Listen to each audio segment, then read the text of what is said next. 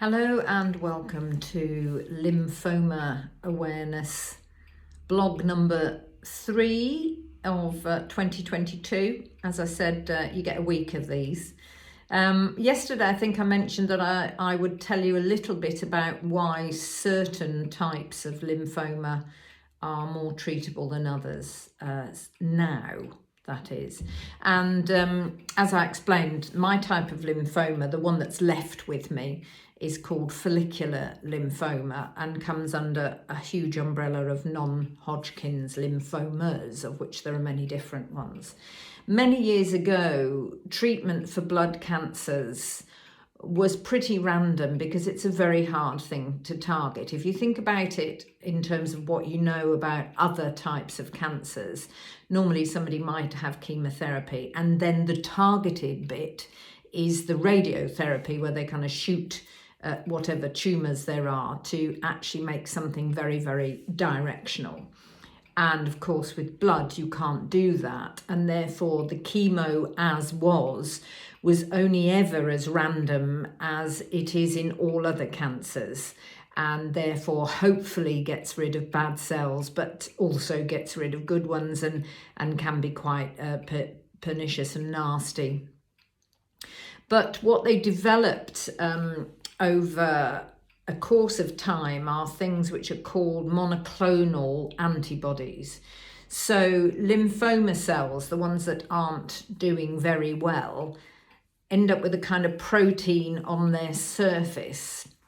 And once the scientists realised this, what they did was develop these monoclonal antibodies that could identify that protein.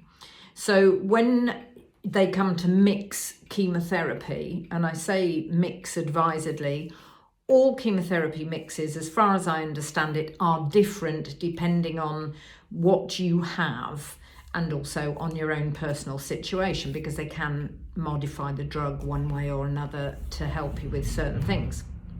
So they developed these monoclonal antibodies and certain medicines that they could then add into your chemo mix. And in my case, it was a pretty miraculous drug, which is still being used, although it's probably son of and daughter of by now, called rituximab, or rituximab is probably more accurate.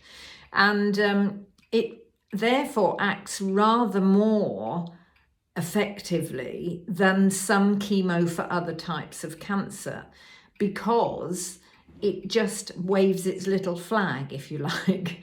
The monoclonal antibodies are attracted to this protein. So it's like somebody sitting there going, hey, I'm the bad one, come and get me. And the medicine comes in and does its job, hopefully.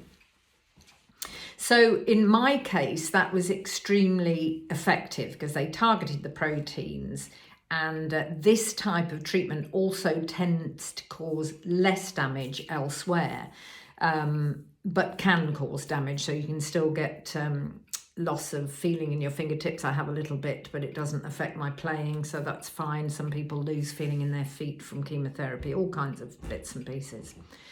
So that's where I was 9 years ago.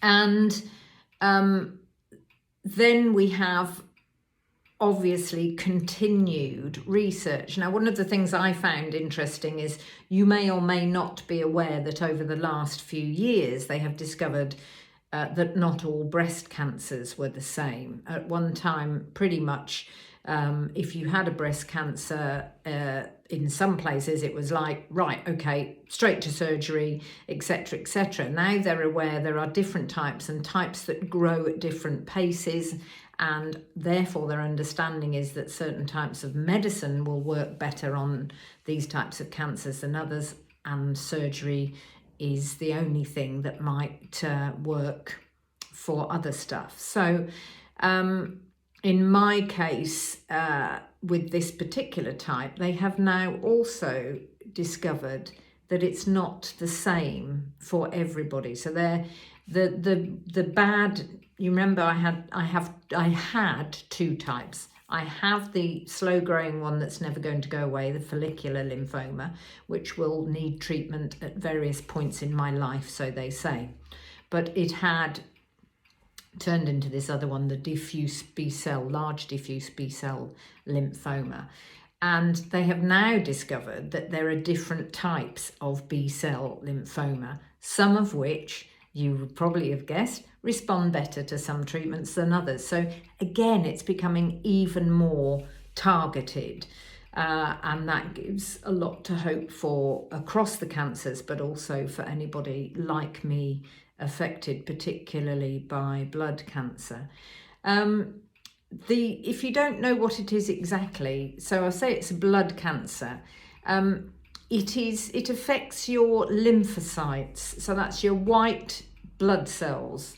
And the reason that's dangerous, and especially within a situation of other viruses being around like COVID, is that it affects your immune system. So technically, even though my cancer is not obviously active at this point, the government treated all people with blood cancers in the extremely vulnerable category. So I'll probably go on to talk a bit more about that side of things tomorrow. But for today, that's just to explain to you that treatments are changing. It was effective at the time in my case, and what it is, as in your white blood cells, which is why it affects your immune system. They're now looking at ways of creating a vaccination. This wouldn't be to prevent lymphoma, it would be to, I think there are trials going on, it's for a treatment that boosts your immune system, because the important thing with any disease is that your immune system kicks in to actually fight whatever's going on, including cancer cells. And most people have some cancer cells within them from time to time, but their immune system just gets rid of them, just says, oh, no, we're not having you. In my case, it didn't do that. So what they're looking at is, would a vaccine that's deliberately targeted at boosting my immune system anyway help me fight my cancer for longer, in its different forms, however that may manifest itself. So, and I imagine some of the work they've done on COVID would also feed into that, because these things cross over. So that's the blog 3 for today. Thanks for listening. Bye.